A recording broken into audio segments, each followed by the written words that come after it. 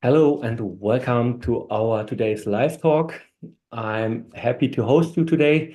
And as you can hear, we have some new and some different things today. First of all, our live talk today will be in English. So this is something new, but I'm sure you are capable and able to follow. And I'm happy to have you all here. And for the new viewers of our live talk, that format has basically two parts. In the first part, I will interview our guest with some prepared questions. And in the second part, I'm looking forward to your questions. You can ask your questions by using the chat of a YouTube video, and my colleagues will forward your question to me. And if there are not too many questions, I will ask them to our guest. And yeah, that's so far. If you're new on the channel, as a last housekeeping note is please subscribe to the channel so you don't miss any further content from Stiftung Entrepreneurship. And if you like the video, more and more people will see it. And I can promise you, we will have a treat today. So without further ado, our guest today is Mali Baum. She is entrepreneur. She is investor. She started many years ago with her husband a toy company and scaled it and sold it successfully. Now changed site to enable the ecosystem here in Berlin, in Germany and Europe to get to a much more international and professional state than we are in. And she is involved in many levels, in many organizations. And you will hear in our talk where she's involved and how she does it and why she does it. She founded here in Berlin some years ago WLOUNGE, which is the entity she uses to help young and aspiring entrepreneurs here in Berlin and Germany to achieve the professional level and the success they deserve and get us as an ecosystem, us as a nation, to another and a better level. Very welcome, Mali. Thank you that you take your time. I know you're very busy and we will hear why you are busy, but thank you for being here and giving us your time. Thank you very much, Florian. Oh, Mali, I cannot hear you. Can you hear me now?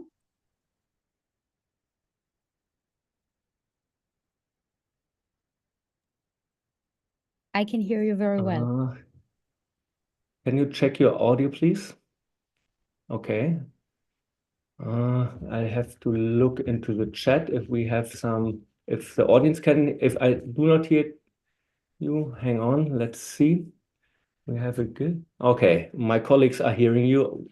So now I have to check why I'm not hearing you. So sorry for that. Okay, now I can hear you. So thank you for being here. Sorry for the glitch. Something switched on the software. So I prepared some questions for you. So you and your husband founded that company because as you became mother with your first child, you discovered the toys you found in regular stores, they didn't satisfy your need and your aspiration for toys for your kids. But still, something like being or becoming an entrepreneur is a very unclear endeavor. So why didn't you choose a different, more plannable career path to do so? Thank you, Florian, for taking me back to my roots. You know, my son is almost 22, so it's nice to talk about this right now. And you understand I did a lot since I built my first company. First of all, doing it with my husband was a crucial thing. I mean, I'm always saying this in the younger generation, universities, don't do it unless you really were working as a team together. Not necessarily just because you love him, you're working with him, but just because he's very talented and he's good for his position. So this is a big tip that I learned from that. That was a long journey of 8 years. And why becoming entrepreneur? I think it's something in the blood, this is something that I feel that, as much as I'm meeting more and more people, either you have it, either you don't. And if you don't have it, you can absolutely learn how to have it. Yeah, it's not that it's black or white, but also family-wise, and also history, and also, the area that I grew up in. Probably this is what I was inspired from, but it's also, to be very honest, was very natural. Very natural in a sense of when you see a problem and you believe you can build a solution and you can make even like a specific target group life better, you go for it. So I was 26, I was super young, and I felt that we can absolutely do it. And that was a lot of energy in the air and a lot of people around us. And if it was like, scaling up, it was definitely because of the people that believed in us and were surrounding us. It's not only about me and my husband being part of it. Yeah, it makes sense to me. Your husband, Michael, and you had a young family, and we all know a family is quite demanding. A career, starting a business is also very demanding. So how did being your own boss help to get the scale in the right direction between your family and the needs of the family and the business? So how did that did help? And is it something you say, starting a company is also hard work, but it's also a good way to create the life you want to have and you need to have? Is that a good way in your experience, or how did you manage it with your husband? I mean, I will answer it in a two different way, because definitely Sure. if you work for corporates or you work in a position that you feel you make an impact and you feel very good and fulfill, it's absolutely fine. I mean, let's not make it a wrong direction. Mhm. But if you have something burning inside, and you know that you're not going to leave this world without leaving a legacy or leaving an impact, this is a place that you feel that you have to gain a lot of abilities, network skills. This is usually people that learning every day for the rest of their lives. So you have to have it inside, like a burning need of building something, and something that's mattered to others. So when you ask me the question of motherhood, for me, it was very natural, because I wanted one thing. I wanted the best life for my kids. I still want it, of course, but I think that was part of a lot of things that kind of like has got me as a drive for why I did and why I'm doing this still. But being a mother, and I would say it very clear, not to pink it as we talk it, like I paid a price. Yeah, I paid a price of not being in every party or every place that I need to be, but I have to also be super grateful and thankful to our mothers and fathers and sisters that, I mean, right now the family is like everyone lives in probably also different continent, but back then I was very young and I had a lot of support.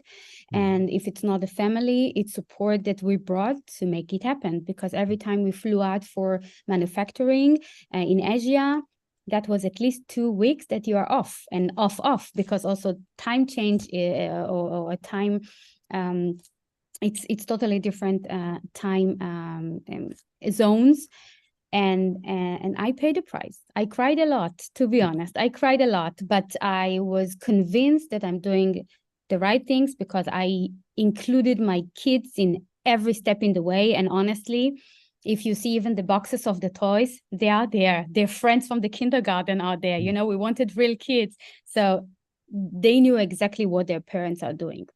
Yeah, so that's, I think, something important. So your kids, it's not a black box to them. And I was just remembered of the proverb, it takes a tribe to raise a family. And so one should look for a good tribe to support one in its endeavor, being a startup entrepreneur, which isn't an easy task. So it has been some while ago, as we hear your children are now grown. And back then you scaled your company quite fast, and you had to raise some money. And the finance business is a still very male-dominated business. And how was it back then when you're the only woman in the room? And how did that feel? And did that play into your decision to change lanes from being an entrepreneur? You could have started another company instead of being an enabler and an investor. So has that experience been part of your decision, or how did it feel at that time? It's a very good question, because, you know, the first company was 2006. So of course there were only guys investing in startups or investing in companies. I'm still most of the time the only woman in the room, so don't underestimate that. You know, this is all of us responsibility to make sure that we are not the only women in the room. This is why I'm doing what I'm doing.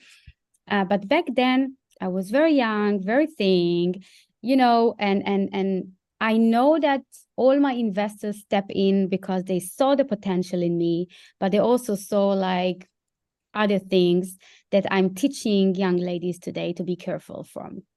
If someone is asking you to go to drink in midnight and think like this, and everything happened definitely in the US, and you need to sell it, you know, you need to deliver no matter what. So so this is also be very strong and build personality and be very genuine and confident to not go to these directions.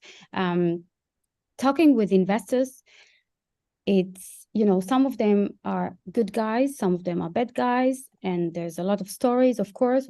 I'm not going to talk about this right now. It's a full, I think, talk show.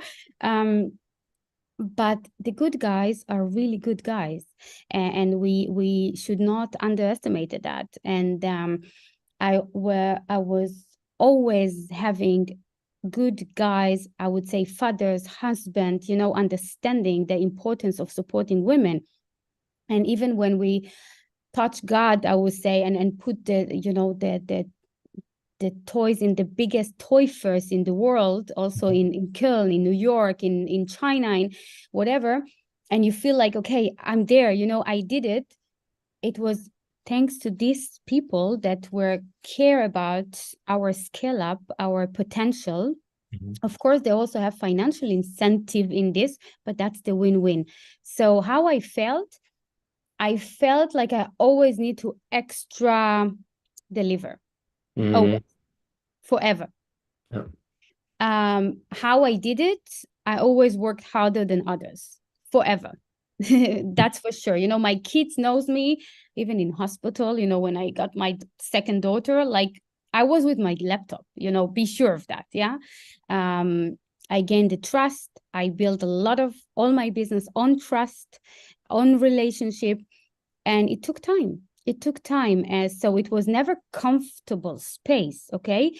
But I think with being older, I got the confidence I needed, and I feel very comfortable today, not only to be with the guys in the room, but also to lead them. So I think it's coming with doing it. And, you know, I built 7 companies in my life, so I also did a lot of mistakes. So I also know who not to work with, and who to absolutely work with. So I feel that today I also know how to work with a lot of cultures as well. You know, we sold in 40 markets eventually, and every market, it's like a different marriage. So I think half of my personality today is thanks to those challenges. Yeah, so what I take from your answer, one has to be open to learn, to improve, but also to be a little bit patient to get the experience which you need to become better and make better decisions over time with your own personal experience. Did you have any mentors with your husband?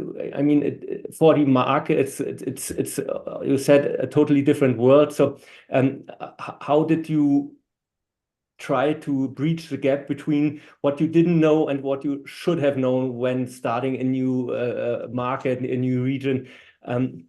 Is there how did you manage that? I mean, today you have all the contacts, but back then, how was it at that time? So Florian, you actually hit the most important thing. You mentioned the word mentor, first of all, and second, you mentioned patience. And I can tell you that everyone knows me, I don't have a patience. So patience is not getting along with being entrepreneur. Okay, this is a big tip that I want this listeners to understand. Yes, it's coming with the age, it's coming with experience, but it's absolutely not patience, because patience, you will use your life or lose your life without waiting or with waiting for something to come to you. So yes, I didn't know how to call it back then, but there were also great ladies that back then asked me, like, Mali, you should absolutely join an organization. It was 25 years old organization in New York. And it's like organization of women that conquering the toy and game industry. And they asked me to join the board member. And come on, I was like, me join more board member, they were like all the biggest name in the industry. And I learned from them so much. And when I was part of one of the biggest exhibition, of course, like in this industry, you have tons of competitors. And we came with a different niche, very unique, different approach for what toys are for. So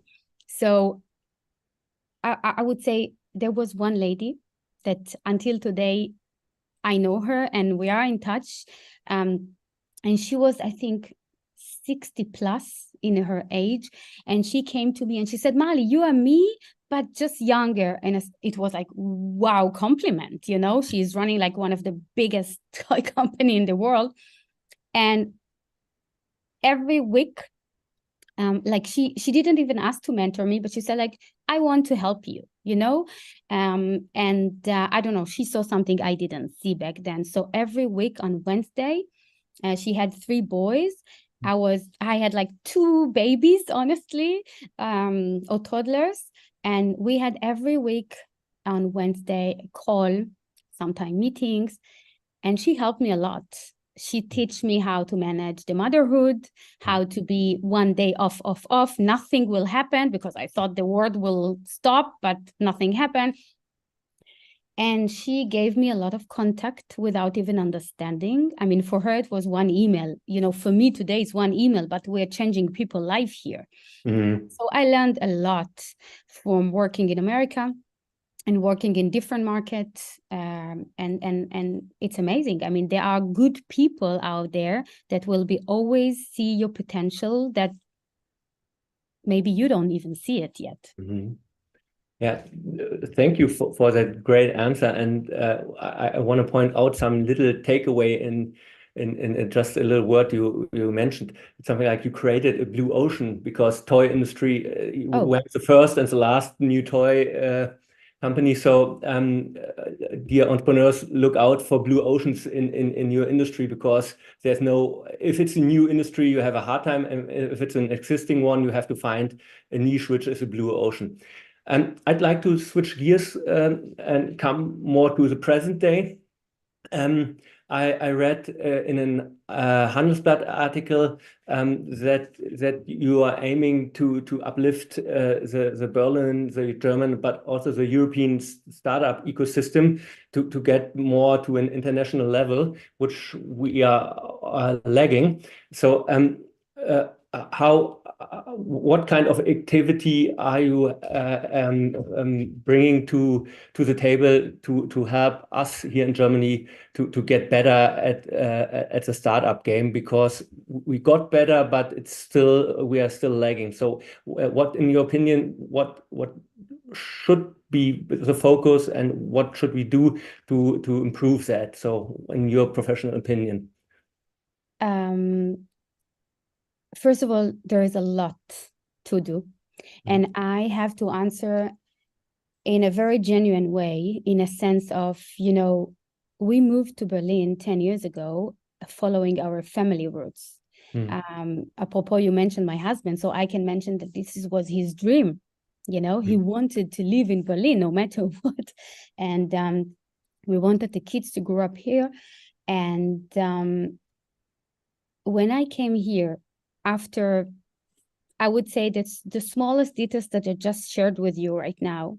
And you talked about blue ocean, which almost in every small circles I'm recommending on the book Blue Ocean, because this book changed my life, by the way. When I was, I think, 23 or something like this, I read it.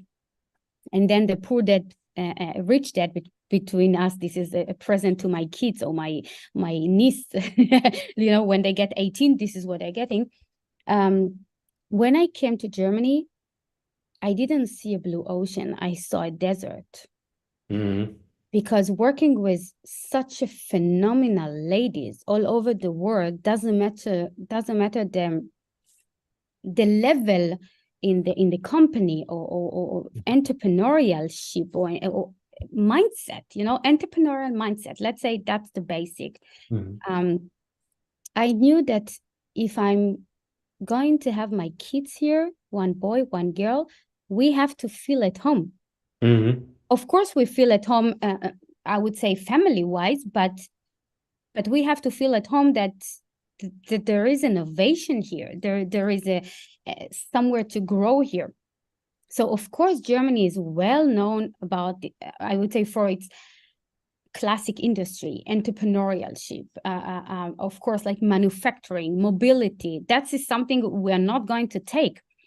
But when it comes to technology and innovation and female founder and female investor, female in politics, female in board members of the corporates, zero. So, of course, yes, since then we have the quota and things are getting better, but come on, the numbers are very low, also comparing to Europe, not even talking about other ecosystems. So there is a lot to do. And, WLounge established, and the W is women, I'm not going to lie, established in a sense of like, okay, I have so many people I know, I have so much experience, how can I help? This is my time to give back. That was kind of like the drive, I told you, like, you have to have something burning from the inside. That was the burning from the inside. And I would not name names, but one of the biggest corporates here approached me and said, Mali, Silicon Valley, New York, China, can you help us to start to invest? That was like M&A, CVC, corporate venture. And that was the point that I knew how to fundraise to my company several times, but I never sit in the other side. So honestly, they took me to the other side and I loved it. Why? Because you not just bring money, you bring skills, knowledge, access, reshaping the business model, teaching them to scale up. When you talk with German startups, like early stage and also not so early stage, you talk about it with exit, IPOs. It's like, it's there, like it's in the moon. We bring the moon. Yeah. Okay.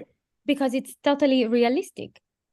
Yeah, I love your picture of the desert. So maybe we have a little oasis right now, but we have to get more of new wood into the desert. So, you already mentioned it a little bit. The last startup monitor of Startup Verband here in Germany mentioned that very little female founders are around, and if you go to the tech side of it, so if it's really tech, it's even worse.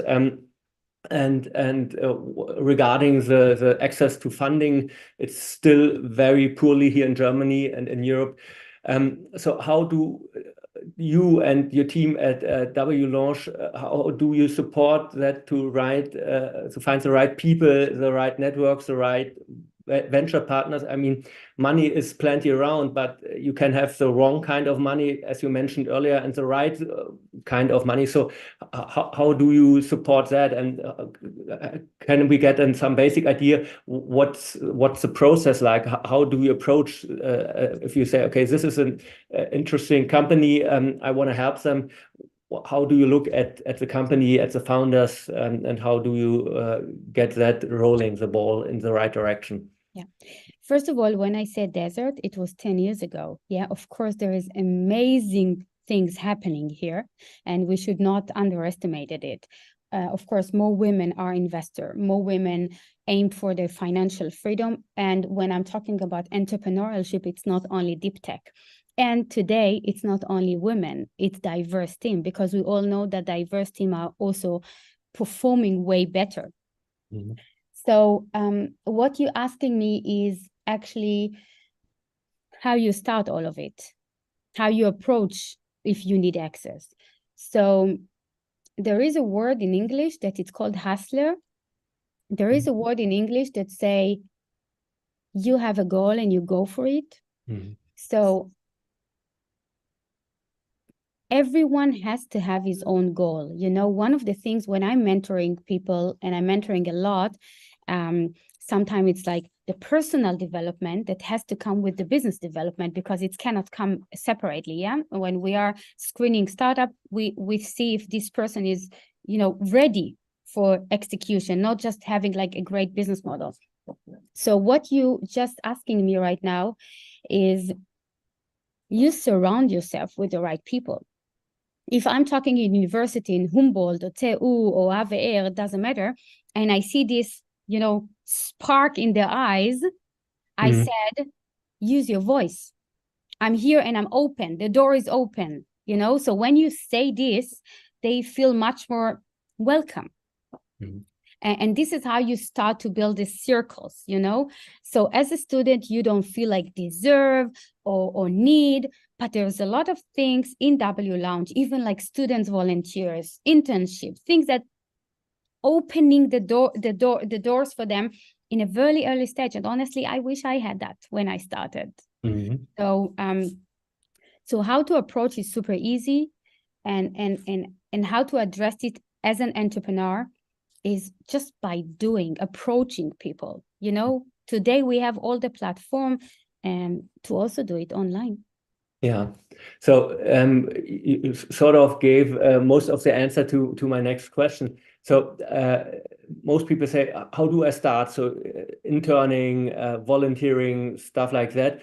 But if I look at big events and I have sometimes hundreds of people, so how do I talk to people? How to find out which are the people which are open?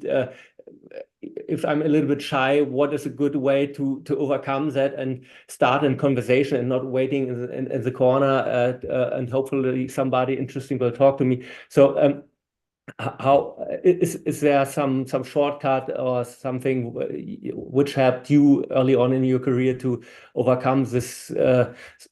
It's insecurity most of the time. So what might be a little life hack you can share in that regard? Yeah, Florian, this is a beautiful question, because, you know, we build a leadership program for this, and we have like Excellent. Younger generation and third time, second time investor, you know, that all the team is also diverse, so they support each other, which is amazing. And I will answer as I'm talking with them. Okay, one thing, when you enter the room, look at yourself, use your voice, and you know, this is how you would like people to preserve you, to accept you. First of all, you know, the way you dress, the way you talk, it's like, be aware. This is one thing. Second thing, when you get into the door, never speak with one person in one event, you know, don't lose your time. Just, you know, pick it up and follow up are the key players here, yeah? You ask me, how do I start if I'm introvert, extrovert, yeah? And I can tell you there are so many, definitely girls that learning computer science. Let me tell you this. This is my kind of like hand-picking cherries that I'm just taking them like this, you know, I know what you need right now. So a lot of them are standing up. Also boys, don't get me wrong, it's also guys, yeah, they need the same support, definitely in this age. Stand up, ask a question, you know, ask for support, ask for help, ask for, can we have a follow-on call, ask for a coffee. You know, I have in my office every week 2 hours that this is what I'm giving it. This is my kind, people that I don't know, ask me on LinkedIn, ask me on email, Mali, can we meet? I have a buffer in my calendar exactly for this. So believe me, no one will say no. And always I'm saying like new or like make your homework. I would say know who is in the room and come very ready. You know, like even when I'm going to a certain event, I know why I'm going there. It's not just having a great champagne. Yeah, I know what I need to achieve from today. Asking a very important question about being introvert. The most of the techie people, the brilliant, talent techie people, and I would call him for this discussion CTOs, they don't need to be out there and to pitch their companies. This is why there is a team. But at the moment, you ask them about the technology, you see there again, you know, their eyes are shining and they're talking with such a passion about what they're building. So you figure out who are the people you feel more comfortable and confident to talk with, and you see that it's coming with doing this again and again and again and again. It's just practice, you know? Excellent. So very good, very actionable advice. Impact investing is getting a bigger and bigger part of your activities. It's quite a new class. And how do you define impact investing for yourself? Because I just was on an event and I learned a lot. But still, the jury is a little bit out. Everybody is having a little bit different take on what it is. So how is your take on impact investing? How do you see it? Yeah, I love the way you approach it, because 5 years ago, when I was on stage and talk about female founder or talk about impact investors, people thought I'm crazy. Okay, so I'm happy you say like it's coming more and more mainstream. And I have to say that everything I'm stepping in, much more hands-on, has to have an impact. What does it mean? Financial impact, social impact, environmental impact. Is it medtech? Is it fintech? Is it brokerage? Is it HR platform? I have a lot of under my wings in that, but I know that each one of the product, each one of the founders are going to make a difference.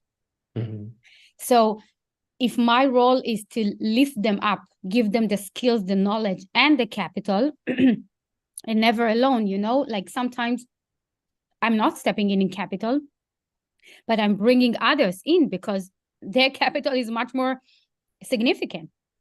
Definitely, you know, corporate partnership, they need access to innovation. So it's a win-win. The fact that they don't know each other, that's the problem. And this is why we developed WLOUNGE. Yeah, that's kind of like the infrastructure. But the fact that I'm supporting startup or choosing them, it must have environmental, financial, social impact. Because if there's no aspect and it's only for making money, you will never make enough money. That's for a fact. If you don't have this driven, do something for good, it's not going to be successful. Excellent. Folks, I just want to remind you, please answer your questions in the chat. I have seen some of you already did, so please continue. You're getting a lot of gems from Mali. And if you have follow-up questions, please do so. But before we switch to the crowd, I have a few more questions which interest me. So it's my learning experience as well. So we talked about it. Equal funding opportunities for women are very dear to your heart, as we heard from you, and as you stated on many occasions.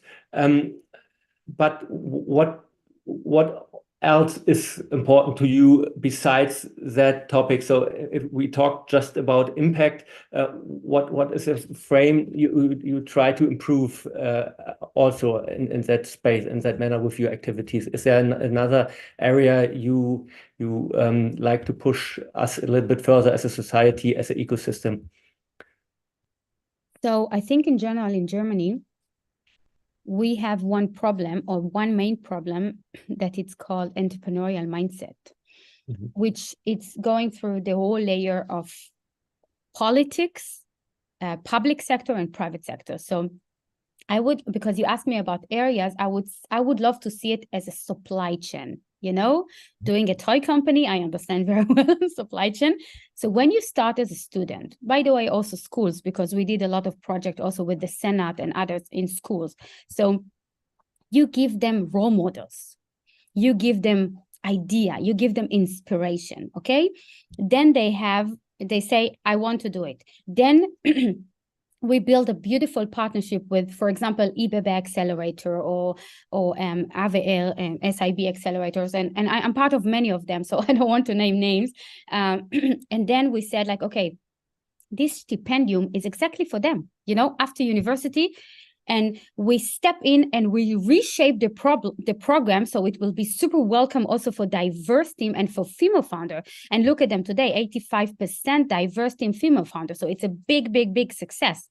Then let's say they finish the stipendium, they get into other accelerator, they give them much more money, also taking equity, okay? But we teach them, we nurture them, we open the door, because I'm also sitting in the investment committee on several accelerators. Then let's say they made it, they're very good, they already built a team, they get some money. Then we take them into proof of concept, what we say, access to the market. And then this is the important things. Our partners in WLOUNGE are the biggest German, European, global companies, and they needed the same that the startup needed. So we opened the door for proof of concept, we opened the door for investment, and then the venture capital stepping in. Of course, I'm working with amazing venture capitals, yeah. And some of them I'm sitting in their board member. So it's also allowing me to bring them deal flow. Again, a win-win situation. And then scale up, yeah, take them to other markets, learning other countries, business, and definitely bring more money from the outside, because some of the startups need to scale quite fast. Definitely when it comes to environmental, when it comes to something that has to be right now, right here, we bring also capital from the outside, but also we convince corporates to step in, because every corporate has a family office, every corporate have corporate venture, and these are the core of the inner circle of WLOUNGE, and how we bring them also opportunities to grow. So it's a win-win. So I hope I answer your question when it comes to from university, all the steps in the way. So if we work with corporates, we bring them deal flow, we co-invest with, and then the government. The government need a lot of access, knowledge, honestly, inspiration. You know, what is needed? What is not enough that we're doing? And I have to say that at least part of the people that I'm working with in the government are very much into having a change. This is one of the reasons also the, you know, Mayor Herr Wegner is the patron of the gala. It's a win-win, you know, we are here to stay, we are here to grow, we are here to do something that is also having a social impact. And those that are unprivileged, you know, how we scale them up. This is our responsibility to help them, even getting this education and access. And then go without saying the highest level of the biggest account of the Investitionsbank Berlin, KfW, or others that I can name here. But, you know, as a German market, we have something that American can dream of, or others. It's a lot of smart capital money that going into this innovation. So to connect those dots, it's something very important to see, you know, the next Google coming from Europe. Like sustainable impact company, and the size of Google, you know, developed in Germany. Yeah. I mean, if it will come from disruption place, it will be Berlin. Yeah. I'm absolutely believe in this.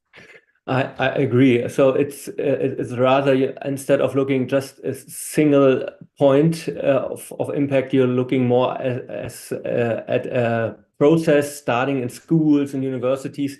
So getting people into the entrepreneurial mindset and experience, and so they are able to start and grow and proof of concept and scale these companies to first European, then international champions. So it's making a lot of sense. And what you just told our audience, that we are very unique with players like KfW, and I'm in a jury with the KfW for more than 10 years, and I've seen how they developed, and they're trying to get there, and it's taking some time because it's a public bank and they're not that fast and agile as you are with your WLOUNGE, but one can see that they try to move in the right direction. Yeah, but Florian, I mean, I know it's not part of the discussion, but you asked me like also why we try to fix it, because also you see same money goes to the same people, same guys, sorry for saying, same blah, blah, blah. And this is something we already start to influence, you know, so they see the problem and how we can do it better together here. Yeah, so no more boys clubs, so it's a boys and girls club now. We broke the boys clubs far off years ago. Excellent. That is what we're trying to do at Entrepreneurship Foundation as well. So kudos to you to take that fight on. And so we talked a little bit about Europe, and I just read you are a jury member of the, I have to read it, so otherwise I screw it up, European Innovation Council. And so you guys, as I understood it, consult the European Commission to where to invest and how to invest. And so if I'm a company which is a little bit further along and is looking to scale at least within Europe, so how can you help, and how can Europe probably help in that manner? The beauty of being a German startup is that you don't have the support only in Germany. You're part of European Commission, yeah? and my relationship with the European Commission started years ago when they asked me to join the jury member and being an expert in the fund, which means there are, I would not name names, but a lot of billions of capital that deploy. And one of the things is that, again, where are the women, you know? On the same time, bring them also great opportunity to invest in. But it's a win-win, because if you don't have enough money, and we do not have enough available capital here, the European Commission is an amazing co-investor. So as Mali, this is what I'm doing, and 2024 is going to be even like bigger for the European Commission together, because WLOUNGE is an official partner for co-investor and ecosystem builder. What does it mean for us in Germany, or say even like the DACH region, I will say it carefully? The European Commission do not have enough access. And this is a win-win for us, for them to have enough access to our boys and girls, to invest more and to scale them up. And the European Commission investing in all company in Europe, but willing to scale up global. It's always like make them big. And with the European Commission or the EIC, as you mentioned, European Innovation Council, this is exactly their aim. And again, the focus is sustainability, environment. There are goals to achieve in 2030, 2050 that we are aiming to achieve that. And the only way we can achieve it is in a collaboration with the public sector, private sector, industry players, but also innovators, which are the startups.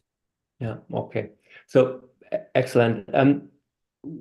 So you mentioned WLOUNGE quite some time in our talk. Do you have an accelerator program? Are there masterclasses, workshop one can join, or if a startup founder says to himself or herself, "Wow, I want to be part of that"? So what does WLOUNGE offer these founders? First of all, to step in and to get everything that we're doing, it's super easy. info@wlounge.de, or just subscribe on the website. That's the idea. Everything is free and open. Okay. Now you ask me, again, I wish I had that. Yeah, that's just kind of like what we're driving here. But now you asked me about what we built. So we built a leadership program that we're going to launch it again, like a new cohort, Q1 2024. We launched Female Angel Accelerator. So women that they do not have a lot of money. I don't want to make it like millionaires. No. You're working in corporate, you have some money aside. We want to teach them to start to build their own financial freedom, ETF, investing in startup, we invest together, it's called Syndicate. And then we build other programs that eventually we believe that these are the solutions for problems. So to sign up and to get involved, and also the Tech Awards Gala is coming, so everyone are welcome, and to find what is the most interesting for them to step in with. Yeah. Tech Award Gala was just the cue for me. So in mid-December, the third edition, as I read, is going to be guest at the Rote Rathaus. So you grew your way to importance. So if the mayor of Berlin is inviting you to host the gala at the Rote Rathaus, at least on the local level here in Berlin, you did it. And I saw on your website there are 10 categories of startups you give awards to. So why these categories, and how did you did you have some experts, or you had all the categories already in your mind and say, okay, just I write it down? And so how and why these categories of business? First of all, just saying one word in the mayor, it's an absolutely big compliment, and showing that we are doing the economical and social impact I'm aiming for. But I have to say that there are amazing people in the Senate and other, I would say ministers that helping us a lot. So it's a lot of people, and it's never one person that made it happen. And I'm grateful for them, and they're all going to be on stage, and we honor them in the gala. For your question regarding the categories, every year we adapt the categories according to what's happening. This year, we have also AI, which is a big topic. We aim bigger into the sustainability. We had it last year, but this year is even better. This year, we added prop tech, because there's a lot of family offices having a lot of buildings, do not know what to do to become a smart building. So there's a lot of why. Because the audience is very curated. We're not selling ticket. The idea is that we control who is the audience. And it's a big mission, how we level the economy together. And if you know who is the audience and who are the superstar startups that are finalists, and of course the winner, it's a win-win. Because again, everyone reach what he needs in this event. Yes. So it's very much business oriented, of course, with a lot of fun and art and amazing things that comes with it. That sounds very interesting. So a goal for you guys being on next year's guest list. I think this year's guest list is already full, but it sounds interesting and promising. You talked about the winners. Can you name one or two of the last two editions which come to your mind, and how did your network help them? Getting an award is nice, but what's following that is usually, at least in my experience, what counts. So do you have one or two examples you can share with us? Yeah, and thank you for this question, because this is the most important thing.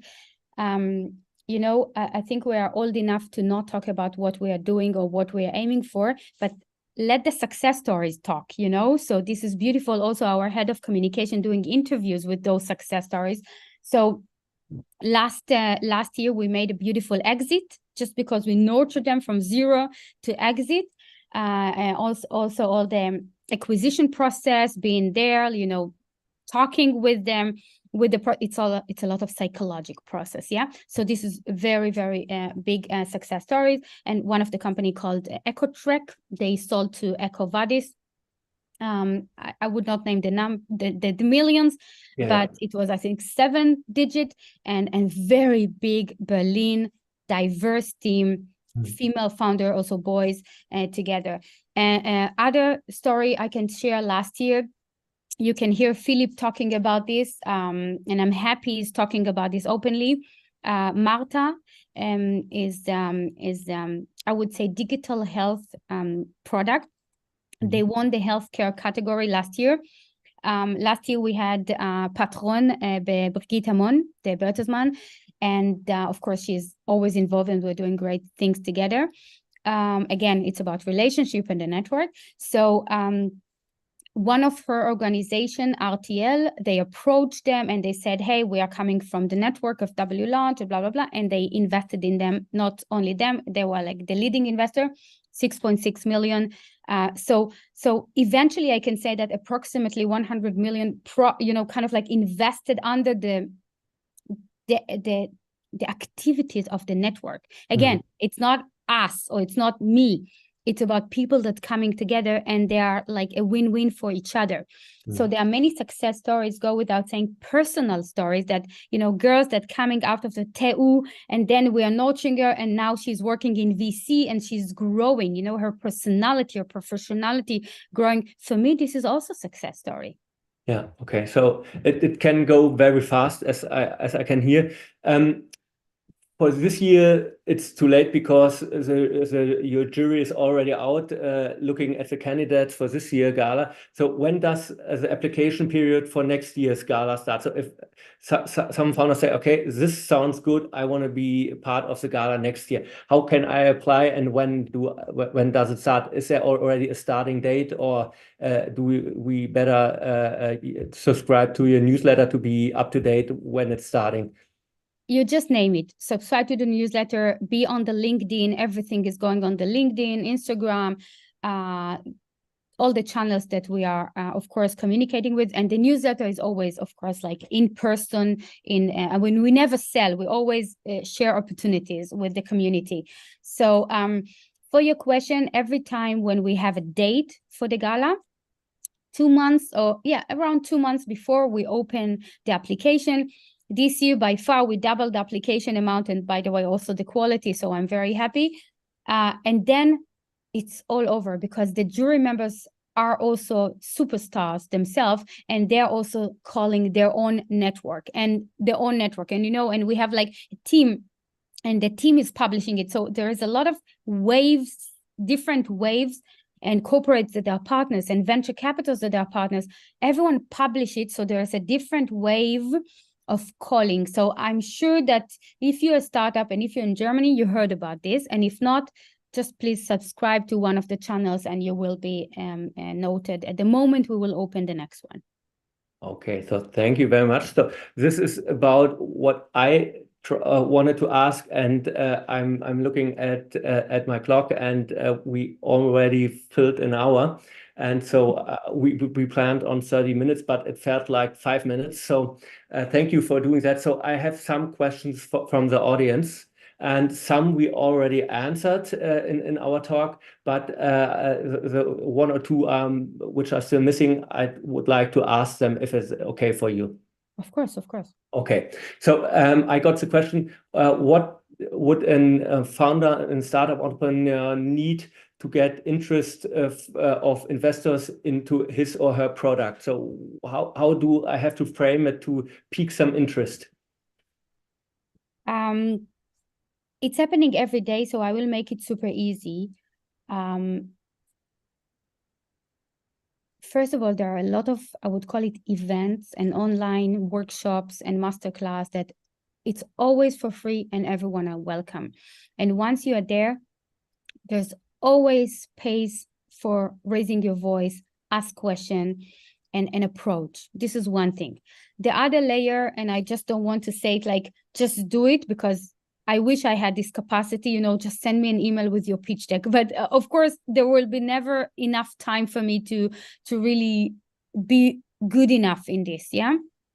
So I can tell you honestly that the majority of the startups came from either partners, either introductions, either joining one of the WLOUNGE activities, which is go without saying, starting to talk, see the personality behind that, and the rest is history, because if I feel that the team is the right thing and I can bring tons of value there, like knowledge-wise, industry-wise, my network in, my skills, that's the point. I will take a decision to step in. Okay. Yeah, it's making a lot of sense. And you guys, if Mali isn't for your startup not the right fit, there are plenty of networks which are focused on other areas of the startup ecosystem and other approaches. Fitting into that, I have the question, if you only invest in tech startups, or do you do also other topics, or is that your main focus and everything else is left out, or do you have some exceptions to the rule? And if there are exceptions to the rule, what are these usually? So I want to say there are no rules, okay? Just to keep it very honest, because, you know, and you asked me a beautiful question about my first company. So you understand I did not grow up in this tech. Yeah, we shifted into techie and app and everything, also in the toy. This is how I step into it. But every time the product makes sense and the team makes sense and I can leverage them, it makes sense for me to step in. It will never be like just being there and not contributing and not making an impact in their company. So the techie part is the easiest for me, but I have to tell you that I'm right now stepping into agency, converting them into tech. And come on, it's Germany. Half of the companies are SaaS, you know. It's not that we have, you know, enough like space industry. So of course the answer is yes. It depends on the industry. It depends on how I can help. If I cannot help, I would not waste their time, you know, and stepping in the company that I cannot bring a value. That's a good question. If I can add value, and then I will look at it, and if not, okay. So it's a good question. So I have a very last question, then I want to let you go. Obviously, somebody used the time and surfed the W website and discovered your partnership panel, and it's very impressive. And the question is, how do you connect startups with these partners, and how do you get them interested in? By now, it's easy because you have a track record. But in the beginning, I mean, the big companies are usually in a separate ecosystem. So how did you get them to join you and say, okay, Mali, let's do it? So how did you do it, and how the connection part you sort of answered a little bit, but if you can extend further, if there is something, that would be nice as well. Yeah, I'm happy someone did the research, and I know it looks impressive because it is impressive, you know, and each one of their logo, I would say there is an history behind how we build a relationship, and they never left, you know. That's the beauty. So the beginning, I think I even mentioned that the beginning they saw that I have a lot of knowledge. I love a lot of network myself also from the outside, and then they started to kind of like integrate me into their own pain point. Yeah, and once you know corporate's pain point, you know how to help. And again, if you are an asset, good. If you don't bring value, go out. It's not your place. So this is how we build this partners or partnerships or pool of partners, because the only partnership that can work for the long term is if you build a win-win. And I think this is the way I build that, and we build that, and this is my believing. Every partner you even will see in the tech award itself, like just kind of like to show you, they have incentive being there, and we have incentive for them being there. There is kind of like, we call it KPIs. There is a to-do list. Why we build this partnership, what we would like to achieve together. So achieving together one goal, this is what brought each one of these partners. Okay, thank you very much. Thank you for your time. And dear viewers, I hopefully didn't overpromise at the beginning. So please hit the subscribe button, because hopefully this great interview will help us to attract even more excellent speakers for this live talk format. And yeah, you heard, you reach out to WLOUNGE, reach out to Mali, join their programs, and hopefully Mali will see you soon. And Mali, thank you for your time and for your insights, and good luck for your tech gala soon. And hopefully we see each other soon, and maybe in the future we will hear how it proceeded from here. Fantastic. Thank you, Florian, for having me, and thank you for the smart questions. Okay, thank you. Have a good time. So everybody, please, if you think somebody should see that live talk, forward it to him or her. And yeah, we see each other next week with the next live talk. Then we have the founder of Coro, and hopefully my colleague Johanna is fit again. Then she will take over as she usually does. And have a good day, and thank you for your time. Bye.